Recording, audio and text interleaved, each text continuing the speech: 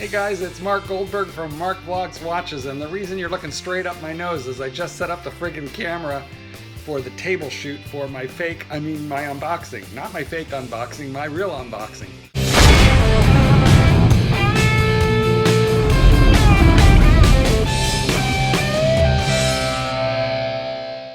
But then I realized, well, I kind of want to talk to you while, oh, there, you're over there. Sorry. Sometimes I think you're here, but then now I always remember, yeah, you're over there. Anyway, so yes, I'm ready to unbox the Seiko PADI.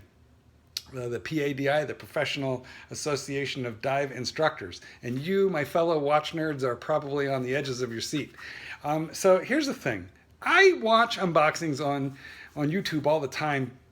And you could tell most of these guys have set up the camera, got the lighting quite right. You know, they've probably had their box in their possession for 20, 30 minutes before they got everything right. You know, they get the X-Acto knife out. You see them, how the fuck do these guys who do those unboxings like that, I want to assure you something, they don't love watches.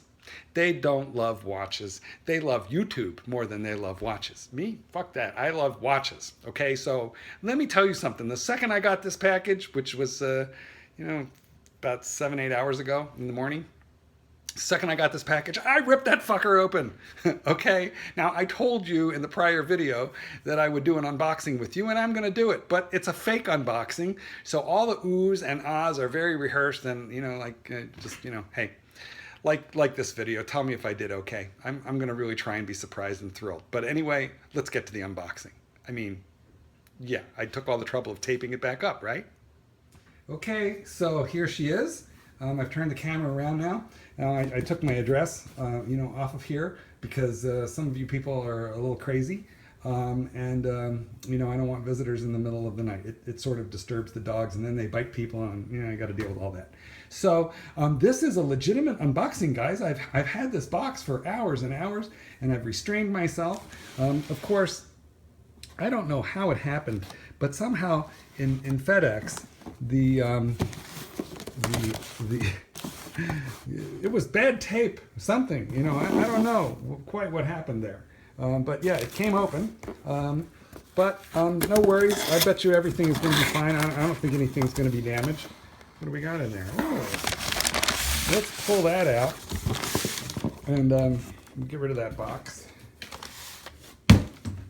The lighting is a little funny here, so let's see if we're a little better from that end. I think so. Okay, so once again, something happened here in shipping, and this Mylar envelope appears to have been tampered with. Good thing it's not, like condoms or something important. I'm sure it's going to be okay. So now we are looking here at the actual outer box with the word Seiko imprinted on there in silver ink. And then here's the tag. $525, my friends. That's the MSRP, although street price, I think street price is lower. I mean, I got a deal thanks to Joey K. Yo, Joey! Joey K from Modern Day Watch Enthusiasts. So I got a deal thanks to my buddy. I've read online that these are staying real close to MSRP because they're hard to get, but I don't know if that's true everywhere. Alrighty. Open that puppy up, and inside we have another box. That would be the inner box. Now, I can't wait to open it, and you're gonna be with me for the journey, guys, because I have no idea what it looks like. I swear I have not cracked this box yet. So there's a little bit of paperwork here in the bottom. We have our instruction booklet, in more than likely in multiple languages. Cómo poner el funcionamiento el reloj 4R15. Yes, I speak English and Spanish. If there's Japanese in here, I'm out of luck because I don't speak that, but this is in English and Spanish, so I'm okay. Here we have a little booklet. And quite frankly, they put crappy looking watches on the booklet. I don't like them. I really like much better what's in the box, but this is the, like the warranty card, I guess. And here we have That's limited warranty and more instructions. Oh, check this out. I've not seen this before. This Seiko Certificate of Limited Warranty. I guess you can sort of fill it out, or perhaps the retailer is supposed to fill it out for you. You know what's really cute about this is, look, there's a little envelope for it, you know, on the warranty book. And although this probably looks pretty good on camera, let me show you. It's not like credit card material like Rolex. It's paper, like a business card. So Seiko trying to, you know, make it look good. You know, but hey, they put a little effort into it. That's okay. Give the Seiko buyer the feeling that he's not purchasing a shitter. So nice. Okay, so we're gonna throw all that paper back in here, and we're gonna get to the real business of this video. Dun, dun, dun, dun. Oh my God, it's beautiful. Okay, so look, I opened the fucker hours ago. I couldn't help it. If you're a real watch enthusiast, you'd have done the same.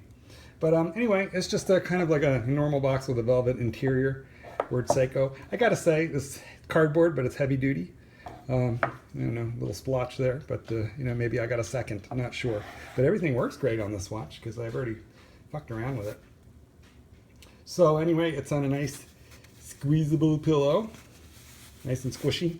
Let's get it off of there and take a look and see what we have. A couple of hang tags. They are paper. Here is one. This is nice. I'm definitely saving these because this is the Professional Association of Dive Instructors tag. Blank on the other side. Seiko Prospects. This is kind of like their economy line, but it's not their bottom line either. So it's like one level over the SKX, whatever line that is. And then get the MSRP again in there, and the reference number, which is SRPA21. Suggested retail of 5 1/4. Mostly these turtles don't go for that much, but I think this one probably is staying a little bit closer to its actual MSRP. So I'm not going to do a review of this. I'm just going to point out a couple of features now, because there will be a proper review. That will be the next, or one of the next videos I do. The actual next video I think I'm going to legit shoot is how to size this bracelet. But let's just take a quick look around this watch, and then there'll be a lot more detailed coverage of it in the review that I will do. So one thing I have to say is Seiko is kind of notorious for watches where the arrow for the loom pip and the hash marks don't quite line up, and I gotta say this one doesn't either. But you'll see I'm going to jiggle it a little because there's a little slop in that bezel. I'll be able to line it up just a littlest bit better. There. I think that happened off camera. And the camera angles things, so sometimes it's a little hard to tell what's going on.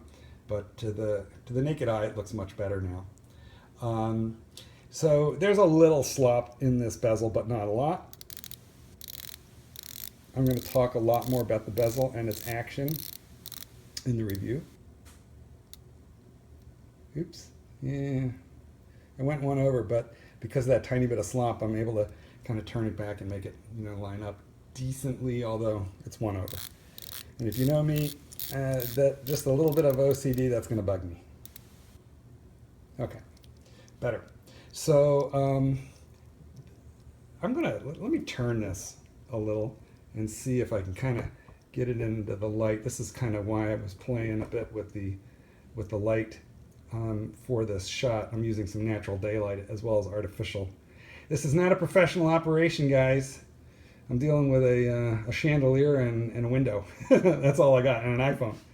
So, but this is a sunray or a starburst blue dial in there, which I like very, very much.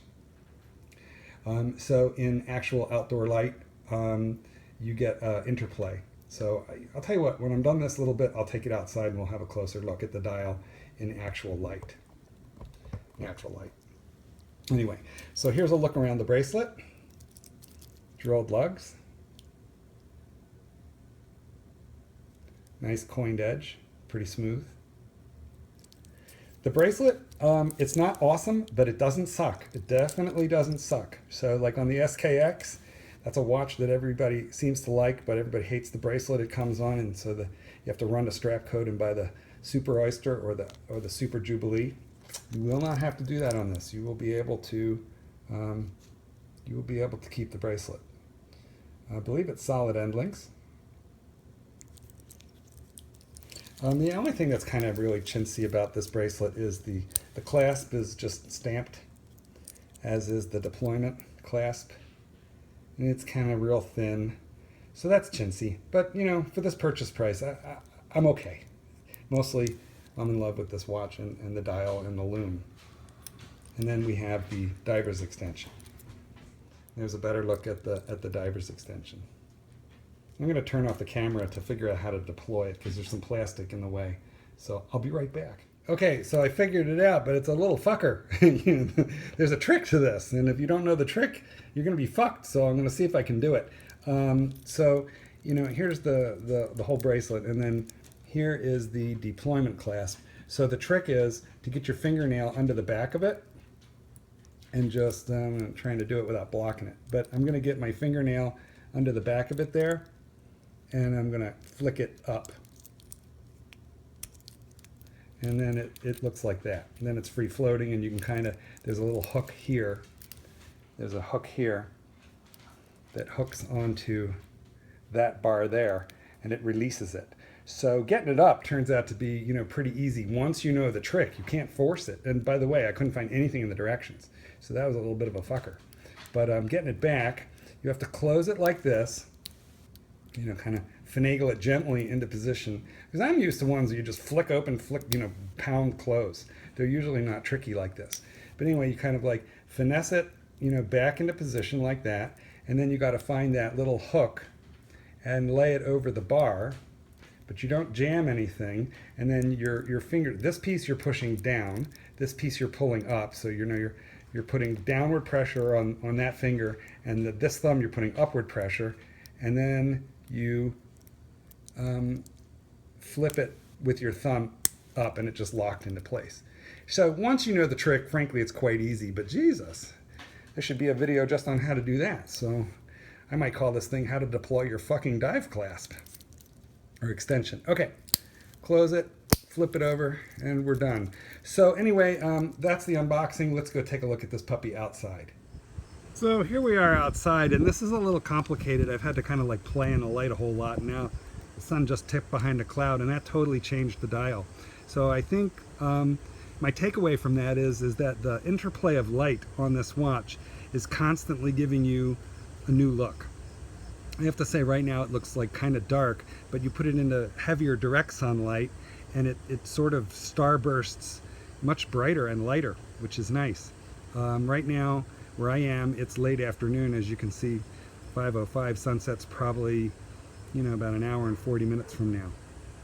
On the one hand, on the other hand, we're taking some direct western sunlight. So if the sun weren't behind a cloud, this would pop open a little bit more. I'll see if I can get some still pictures that show it off a little better.